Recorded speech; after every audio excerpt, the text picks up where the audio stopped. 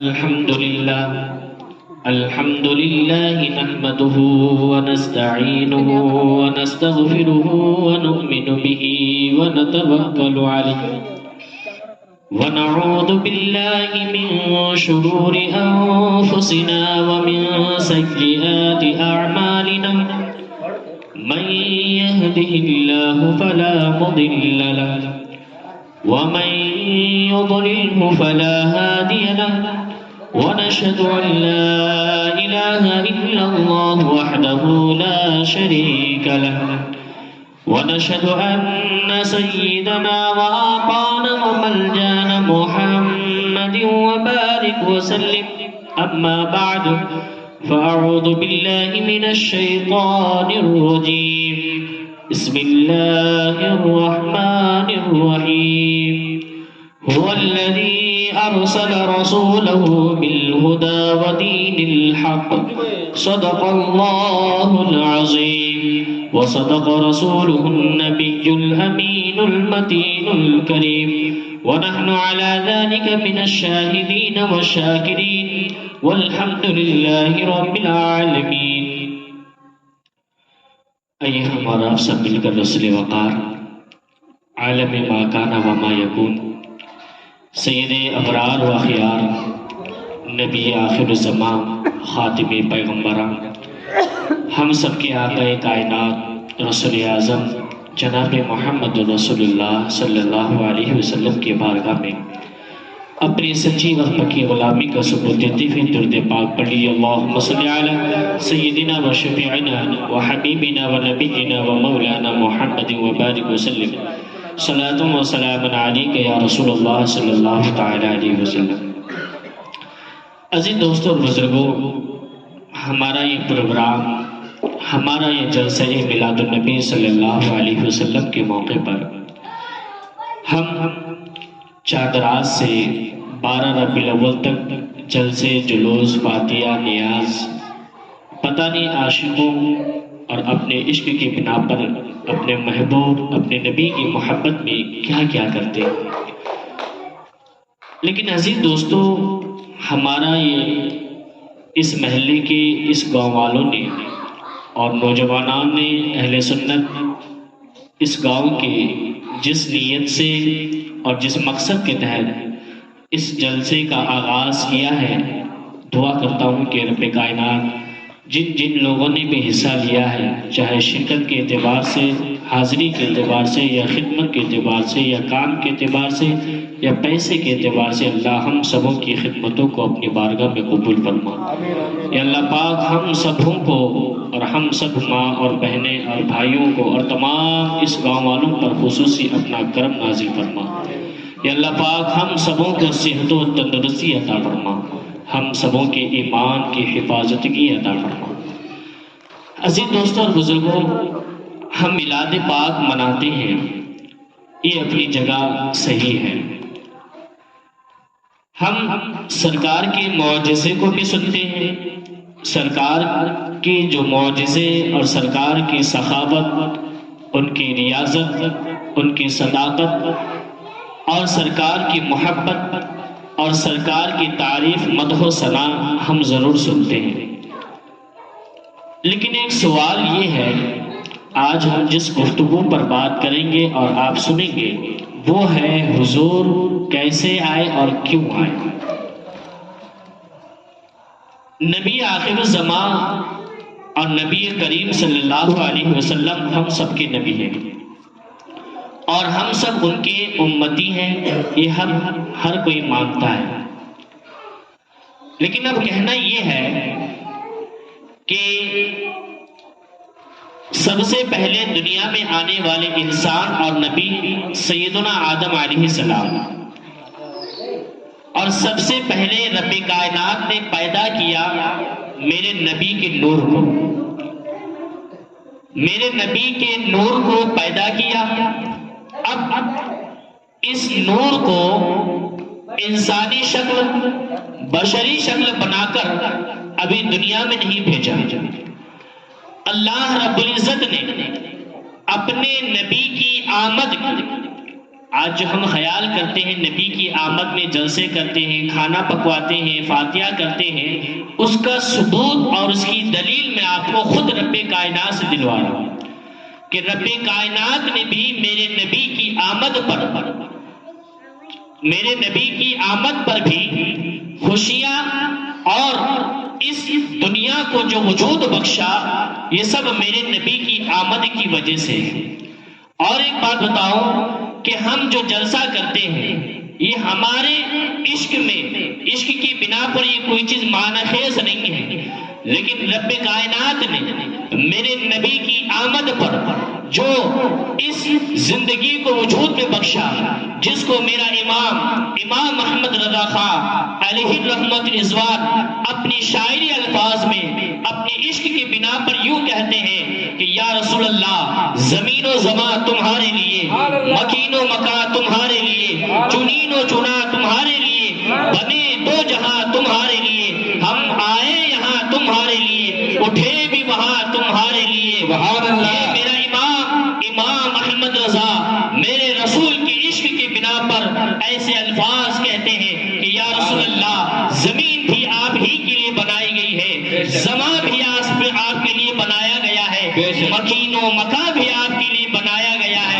یا رسول اللہ، ہم آئے یہاں ہیں صرف آپ کے لیے، اور اٹھے بھی وہاں ہم آپ ہی کے لیے۔ یہ میرا امام اپنے عشق کی بنا پر کہتا ہے۔ اور ایک بات بتا دوں کہ رب کائنات نے اس زمین کو وجود بخشا میرے رسول کی آمد کے لیے، اس آسمان کا شامیانہ لگایا میرے رسول کی آمد کے لیے، اس پھولوں کی جو مہک سجائی رب کائنات نے میرے رسول کی آمد کے لیے، اور رب کائنات نے ستاروں کا انجمن لگایا، چاند کی چاندنی لگائی، سورج کی شعاعیں پھیلائی، اللہ رب العزت نے میرے رسول کی آمد کے لیے کیا۔ پھر اس کے بعد رب کائنات نے ڈائریکٹ میرے نبی کے نور کو بنا کر دنیا میں نہیں بھیجا، بلکہ ان کی آمد کے لیے، استقبال کے لیے کم و بیش 1,24,000 انبیاء کرام کو دنیا میں بھیجا، آدم صفی اللہ کو دنیا میں بھیجا، اور آدم صفی اللہ نے 2 کام کیا۔ ایک کام کہا کہ اے لوگو، تم ایک خدا کی پرستش کرنا، ایک خدا کو چھوڑ کر کسی کی عبادت نہیں کرنا، اور دوسری چیز یہ ہے کہ میرے بعد ایک آئے گا جو رب کا محبوب ہے، رب کا دلارا ہے، رب کا چہیتا ہے، وہ آئے گا۔ اسی طرح رب کائنات نے آدم صفی اللہ کو بھیجا، پھر اس کے بعد شیس علیہ السلام کو بھیجا، اس کے بعد نوح علیہ السلام کو بھیجا، اس کے بعد موسیٰ کلیم اللہ کو بھیجا، اس کے بعد یحییٰ کو بھیجا، اس کے بعد زکریا کو بھیجا، اس کے بعد یوسف کو بھیجا، اس کے بعد اسماعیل کو بھیجا، اس کے بعد خلیل کو بھیجا، اس کے بعد شیس علیہ السلام کو بھیجا، اس کے بعد حضرت یعقوب علیہ السلام کو بھیجا، اس کے بعد سیدنا عیسیٰ علیہ السلام کو بھیجا۔ تمام انبیاء کرام نے اپنے نبوت، اپنے رسالت کا تو اظہار کیا ضرور، لیکن یہ بھی کہا کہ میرے بعد ایک آئے گا جو رب کا چہیتا ہے، رب کا دلارا ہے، اور جس کے لیے رب کائنات نے ہمیں بھیجا ہے، اور یہ بھیج کر کہا گیا ہے کہ تم جاؤ دین کی تبلیغ کرو اور کہو کہ تمہارے بعد میرا ایک بندہ، میرا ایک نبی آئے گا، میرے بعد تو ایک اللہ کا رسول اور اللہ کا نبی اور ایک چہیتا بندہ آئے گا جو تمہیں بتائے گا کہ رب کائنات نے میرے رسول کی آمد کے لیے 1,24,000 انبیاء کرام کو بھیجا۔ کیوں بھیجا؟ اس لیے بھیجا کہ رب کائنات نے خود اپنے نبی کی میلاد بھی مناتا ہے، اپنے نبی کی آمد کا استقبال بھی کرتا ہے، اپنے نبی کی چاہت کا اظہار بھی کرتا ہے، اور قرآن میں خود فرماتا ہے ان اللہ و ملائکتہ یصلون علی النبی یا ایھا الذین آمنوا صلوا علیہ وسلموا تسلیما۔ بے شک اللہ اور اس کے فرشتے درود بھیجتے ہیں اپنے نبی پر۔ اے مسلمانوں، تم بھی اپنے نبی پر درود بھیجو، تم بھی اپنے نبی پر درود بھیجو۔ عزیز دوستوں اور بزرگوں، یہ تو آپ کو ثبوت ملا کہ رب کائنات نے اپنے نبی کی آمد کے لیے اس دنیا کو، اس زمین کو سجایا، اس زمین کا بچھونا بنایا، آسمان کا شامیانہ لگایا، اور اس دنیا کو خوبصورتی کرنے کے لیے رات میں ستاروں کا انجمن لگایا، چاند کی چاندنی پھیلائی، دن کی اجالے کے لیے رب کائنات نے سورج کی شعاعیں پھیلائی، اور خوشبو کے لیے پھولوں کے انجمن لگائے، اور پھولوں کے انجمن لگائے، ہواؤں کے لیے پیڑ پودے لگائے، بس یہ مقصد، یہ دنیا کا وجود جو ہے میرے نبی کے صدقے کی وجہ سے ہے۔ اگر میرے رسول کو رب خود فرماتا ہے اے محبوب اگر میں تمہیں پیدا کرنا مقصود نہ ہوتا تو نہ میں زمین کو بناتا، نہ آسمان کو بناتا، نہ ستاروں کے انجمن کو لگاتا، نہ اس آسمان کا شامیہ نہ لگاتا، یہ بس یا رسول اللہ، اے حبیب، اے محمد، اے حبیب، بس تیری رضا کے لیے اور تیری رضا کے لیے میں نے اس دنیا کو وجود نے بخشا۔ خود فرماتا ہے رب کائنات اگر میں تجھے پیدا کرنا مقصود نہ ہوتا میں تو اس دنیا کو وجود میں نہ بخشتا۔ عزیز دوستوں بزرگوں، یہ میلاد ہے، میلاد النبی صلی اللہ علیہ وسلم کے موقع پر ہم یہاں پر جمع ہوئے، ہماری ماں بہنیں بھی یہاں پر جمع ہیں۔ میں ابھی بھی اور ایک مرتبہ گزارش کرتا ہوں، جو حضرات میری آواز جہاں جہاں تک جس کے کانوں تک پہنچ رہی ہے وہ جلد سے جلد اس جگہ یعنی عاشور خانہ کے پاس آ جائے۔ تقریر کی آواز شروع ہو چکی ہے، آپ لوگ کوشش کریں اپنے گھروں میں سے جلدی نکلنے کی کوشش کریں اور آئے۔ پتہ نہیں کہ ہماری کون سی حاضری اللہ کی بارگاہ میں رسول کی محبت میں قبول ہو جائے۔ بے شک آمین۔ عزیز دوستو، آج کی اس پرفتن دور میں انسان دنیاوی اعتبار سے تو پریشان ہے لیکن دین کے اعتبار سے بھی پریشان ہے۔ وہ کس طرح؟ وہ اس طرح کہ ہم آج اپنے نبی کی محبت میں میلاد مناتے ہیں لیکن جو پڑھے لکھے ان پڑھ لوگ کچھ دنوں تک پڑھ کر اپنے نبی پر انگلی اٹھاتے ہیں،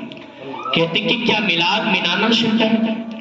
جس رب کائنات نے اپنے ایک محبوب کے لیے پوری دنیا کا وجود میں لایا، بے شک ہم ایک نبی کی محبت میں چند پیسے خرچ کر کے ہم اپنے نبی کی یاد نہیں منا سکتے؟ بے شک ہم تو کچھ معنی خیز بھی نہیں ہیں۔ آؤ سنتے ہیں کہ سیدنا محمد عربی صلی اللہ علیہ وسلم جب دنیا میں تشریف لائے، تشریف لانے کے بعد مکے کی اس حالات کی بنا پر رب کے حکم کو سنتے ہی مکے کو چھوڑ کر مدینے کی طرف ہجرت کرنے لگے۔ جب ہجرت کرنے لگے تو وہاں پر مدینے کے تمام لوگ یہ خواہش کر رہے تھے، تمنا لے کر بیٹھے تھے، آرزویں کر رہے تھے کہ میرا نبی کب آئے گا۔ پہاڑوں پر چڑھ چڑھ کر دیکھتے تھے کہ کہیں نبی کونین تو نہیں آ رہے ہیں، کہیں سید الانبیاء تو نہیں آ رہے ہیں، کہیں مالک جنت تو نہیں آ رہے ہیں۔ تمام لوگ، پورے مدینے کے لوگ اس پہاڑوں پر چڑھ کر راستوں میں کھڑے ہو کر پورے دن تپتی ہوئی شعلوں میں، تپتی ہوئی ریگستان میں اپنے پیروں کو جلاتے ہوئے، دھوپ کی اس گرمی کو برداشت کرتے ہوئے اپنے نبی کی آمد کا انتظار کر رہے ہیں اور کہہ رہے ہیں کہ کہیں امام الانبیاء تو نہیں آ رہے ہیں، کہیں غریبوں کا تو غم گسار تو نہیں آ رہا ہے، کہیں مالک جنت تو نہیں آ رہا ہے۔ پوری کائنات، پورے مدینے کے لوگ انتظار میں کھڑے ہیں کہ رسول کہاں آ رہے ہیں۔ اور جب رسول آنے لگتے ہیں آواز آتی ہے کہ رسول آ گئے ہیں، سید الکونین آ گئے ہیں، ہمارے شہر میں، مدینے کے شہر میں میرا رسول آ رہا ہے، میرے رسول آ رہے ہیں۔ بس چھوٹی چھوٹی بچیاں طلع البدر علینا من ثنیۃ الوداع کا ایک لقب الفاظ نکالتے ہیں اور طبلہ بجاتے ہوئے میرے رسول کی آمد کا ایک اچھے سے انداز میں استقبال کہتے ہیں اور کہتے ہیں کہ طلع البدر علینا، ہم پر سورج کا چاند طلوع ہو چکا ہے، ہم پر خوشی کی امٹ کا ایک لہر دوڑ گئی ہے۔ بس سب لوگ اپنے رسول کی عشق میں، محبت میں میرے رسول کا استقبال کرتے ہیں۔ پھر اس کے بعد تمام لوگوں کی آرزو ہوتی ہے کہ ہمارے رسول ہمارے گھر پر کھڑے ہو جائے، ہمارے رسول ہمارے گھر پر آ جائے، ہمارے گھر پر آئے، ہمارے گھر پر آئے۔ سب لوگ ایک طرف ہو کر کہنے لگے یا رسول اللہ ہمارے گھر پر آئیے، ہمارے گھر پہ دعوت لیجئے، ہمارے گھر پر کھڑے ہو جائیے، ہمارے گھر پر رہیے۔ میرے سرکار سب اپنے امتیوں کی محبت کو دیکھ کر کہتے ہیں کہ اگر میں ایک کے پاس جاؤں گا تو ایک ناراض ہوگا،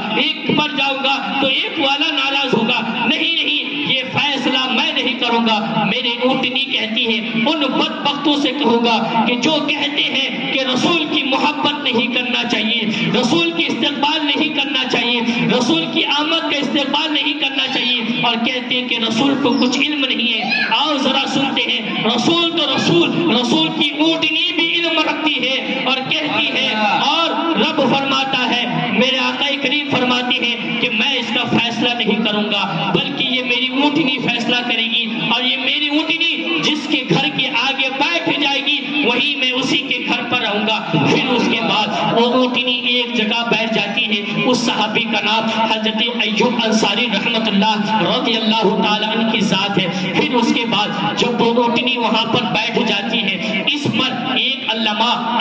عینی علیہ رحمت اللہ، ایک بہت بڑے بزرگ ہے، ایک عالم دین ہے، جو اپنی کتاب یعنی ایک کتاب جس کا نام بخاری شریف ہے، جس کو بدعقیدگی لوگ اور دوسرے لوگ بھی مانتے ہیں کہ بخاری شریف کو بھی مانتے ہیں، وہی بخاری شریف میں ایک علامہ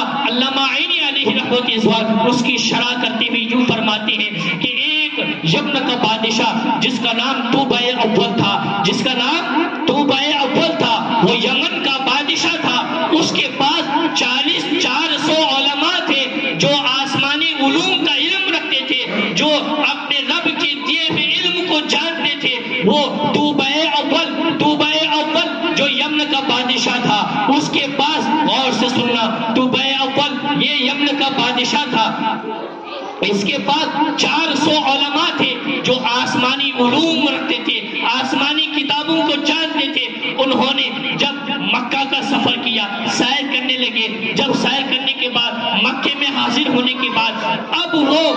وہ مدینے کی طرف جاتے ہیں۔ جیسے مدینے کی طرف جاتے ہیں، دیکھتے ہیں کہ مدینے میں کوئی آبادی نہیں ہے، مدینے میں کوئی لوگ نہیں ہیں، مدینے میں کوئی گھر نہیں ہے، نہ محلات ہیں، نہ گھر ہے، نہ کوئی لوگ ہے، نہ گھر ہے، کچھ بھی نہیں ہے، ایک جنگل ہے، ایک سنسان میدان ہے۔ اس وقت وہ یمن کا بادشاہ 400 علماء کے ساتھ وہاں پر کھڑے ہوتا ہے۔ کھڑے ہونے کے بعد ایک میٹنگ ہوتی ہے، میٹنگ ہونے کے بعد پھر اس کے بعد 400 علماء اس یمن کے بادشاہ توبہ اول سے کہتے ہیں، اے توبہ اول، تم نے ہمیں جہاں جہاں بلایا ہم وہاں گئے، تم نے جو کہا ہم نے وہ بات سنی، لیکن ہاں اب ہم یمن نہیں جائیں گے، ہم دوسری جگہ نہیں جائیں گے، ہم مدینے میں ہی رہیں گے، اب ہمیں معاف کر دینا، ہم اتنے دنوں تک ہم تیرا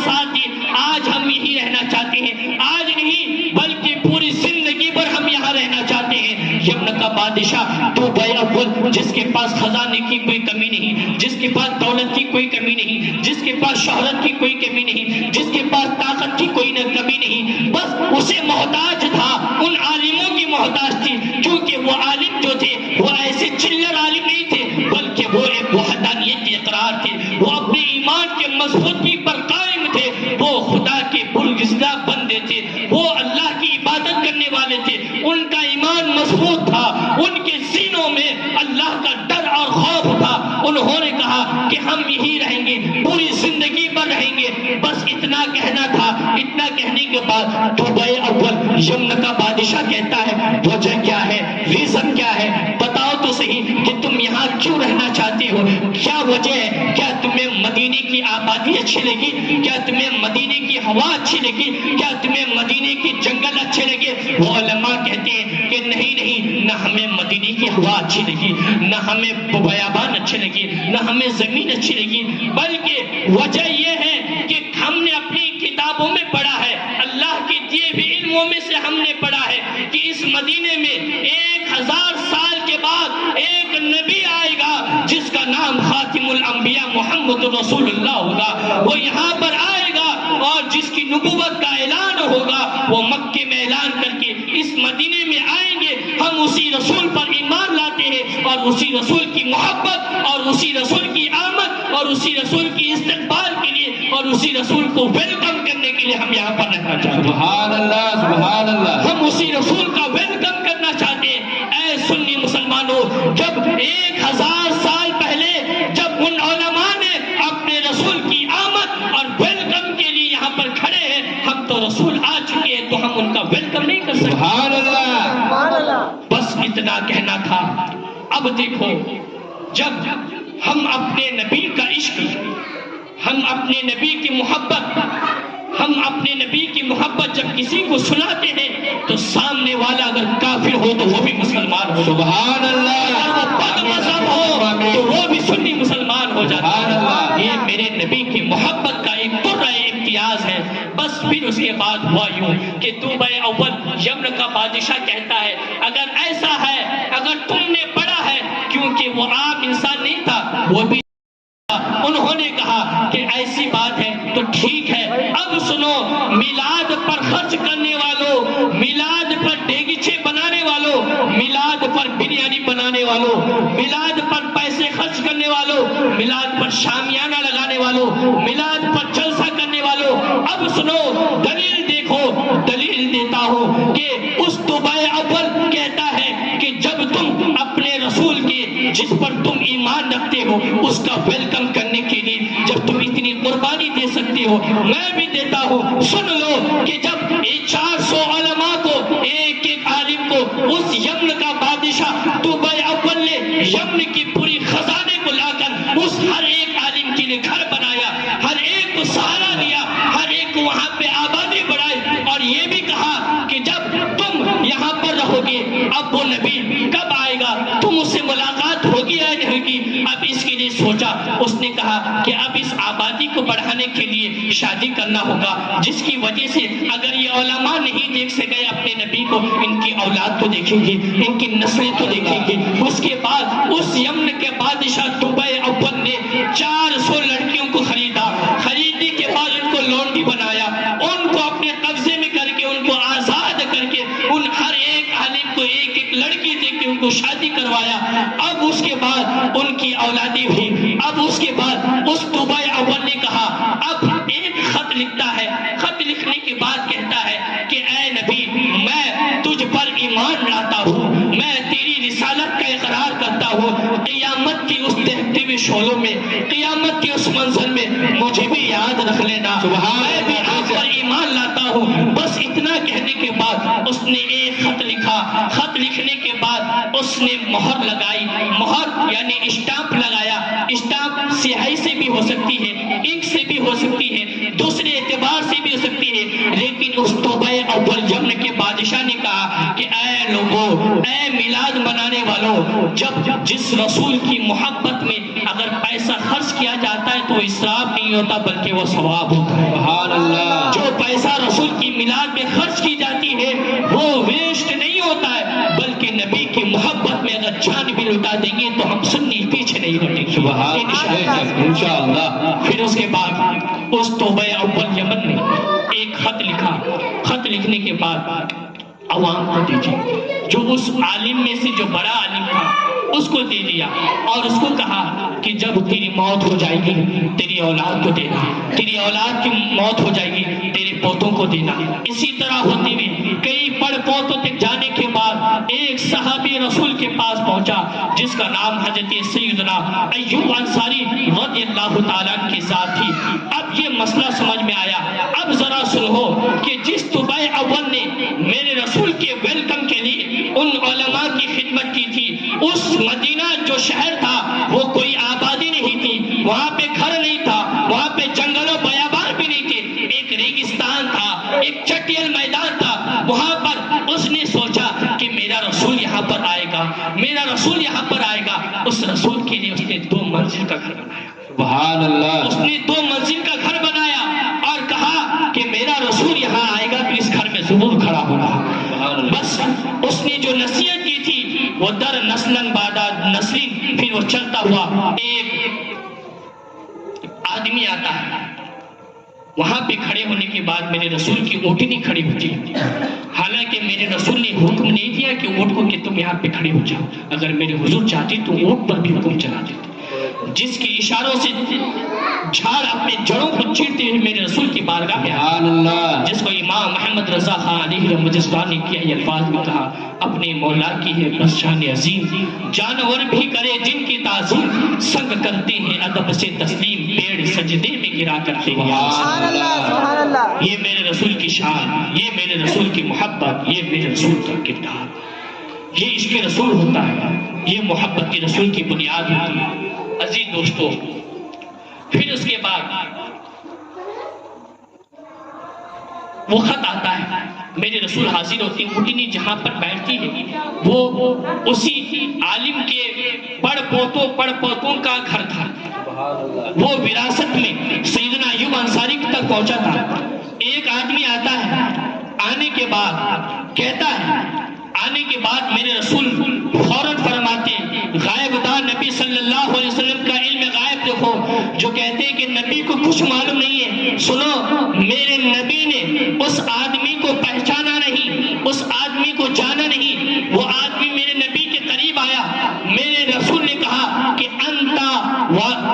لیلا، کہ تو لیلا ہے۔ وہ انسان پریشان ہوتا ہے کہ میں اس کو جانتا نہیں، اس نے مجھے کیسے پہچان لیا، اور پھر کہتا ہے کہ تیرے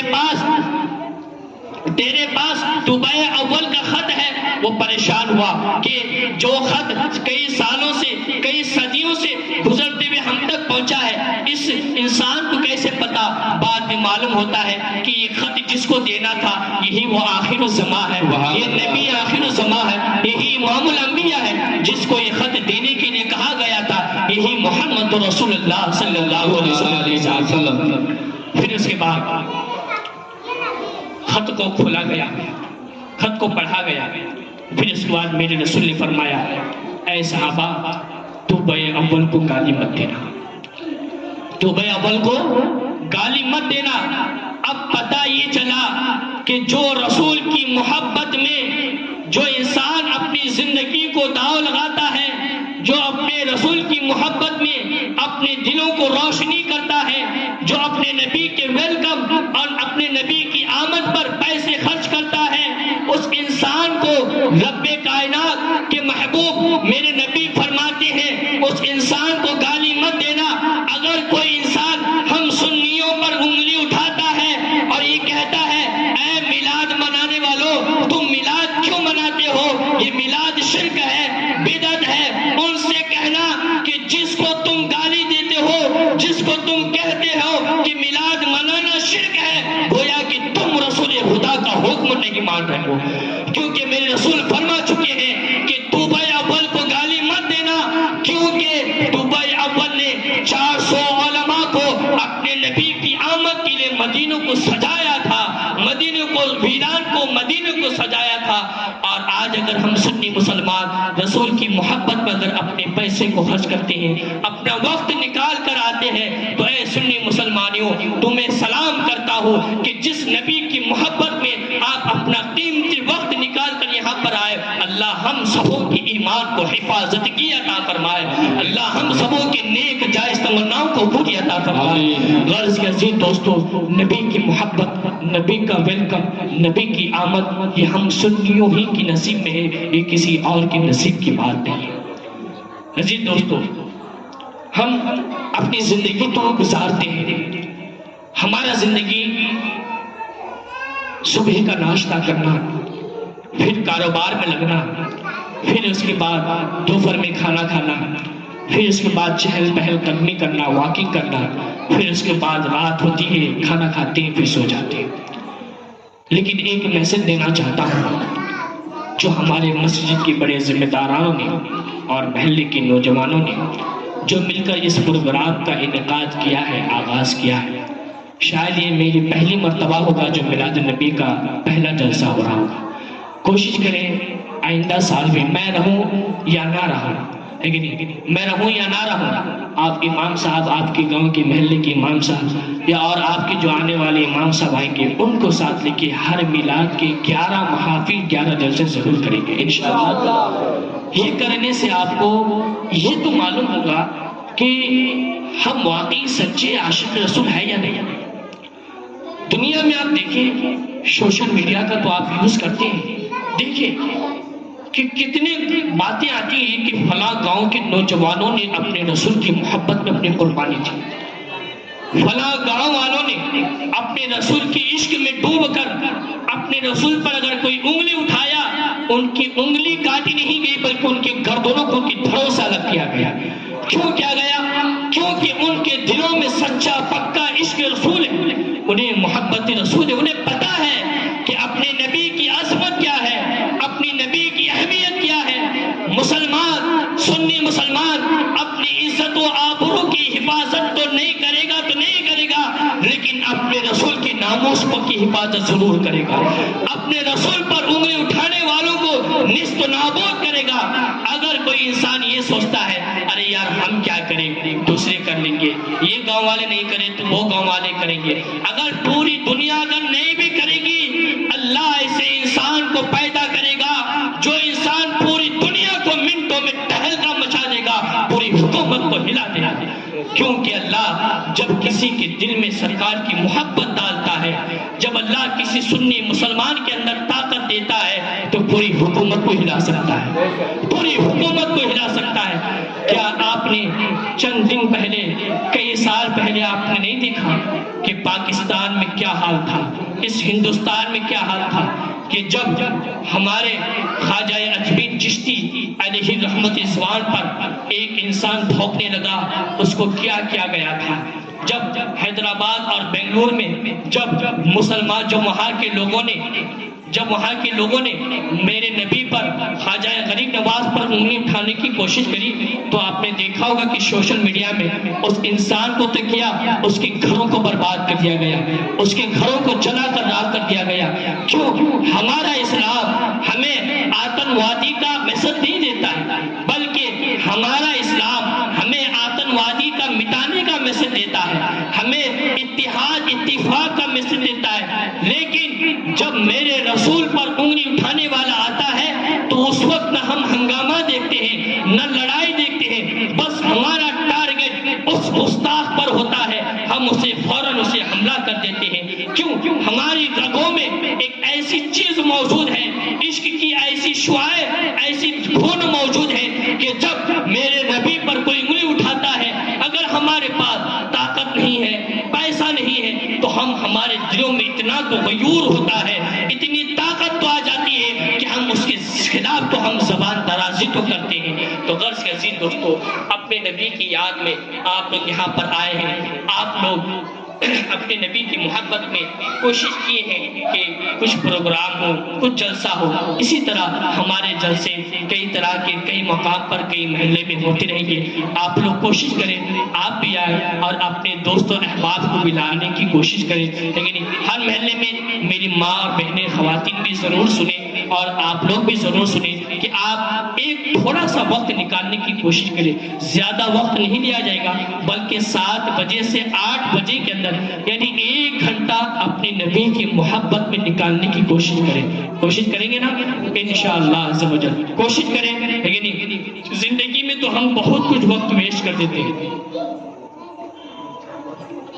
تو کوشش کریں کہ وقت دینے کی، کیونکہ یہ وقت ایسا ہوتا ہے کہ کب سرکار ہماری اس انداز کو، ویسے تو ہم بڑے گنہگار ہیں، نہ صحیح سے ہم نماز پڑھ پاتے ہیں، نہ صحیح سے ہم رب کی بارگاہ میں حاضر ہو سکتے ہیں. یہ میلاد کا وقت آ چکا ہے، تو میلاد کے اس مہینے میں کوشش کریں کتنا ہو سکے درود پاک پڑھنے کی کوشش کریں. درود پاک کئی طرح کے ہیں، آپ الصلاۃ والسلام علیک یا رسول اللہ بھی پڑھیں، اللہم صلی علی محمد بھی پڑھیں. چلتے پھرتے رات میں وضو کر کے ضرور سویا کریں اور نمازیں ضرور پڑھیں، اور جتنا ہو سکے اپنے دلوں میں ایمان کو مضبوط کریں، اپنے دلوں کو کھوکھلا مت کرنا. لیکن دنیا والے آپ کو بہت بہکانے آئیں گے، بہت کہیں گے، لیکن ہمارا سچا مذہب جو ہے وہ سرکار کے عشق کی بنا پر ہے. دنیا میں آپ دین میں مرتے تب تک لاکھوں سجدے کر لو، اگر دل میں عشق محمد نہ ہو تو پھر یہ زندگی سجدہ کرنے سے کچھ فائدہ نہیں. دل میں اگر عشق رسول نہ ہو تو کعبے کا طواف کرنے کا بھی کچھ فائدہ نہیں. دل میں اگر محبت رسول نہ ہو تو سجدے کو گھسر کے کالا بھی کر لو تو یہ سجدے قبول نہیں ہوتی. ایک دل میں محبت رسول، عشق رسول آ جائے، ایک ہی سجدہ کرو، یہی سجدہ ہمارے نجات کا ذریعہ بن سکتا ہے. وما علینا الا البلاغ المبین. السلام علیکم ورحمۃ اللہ وبرکاتہ.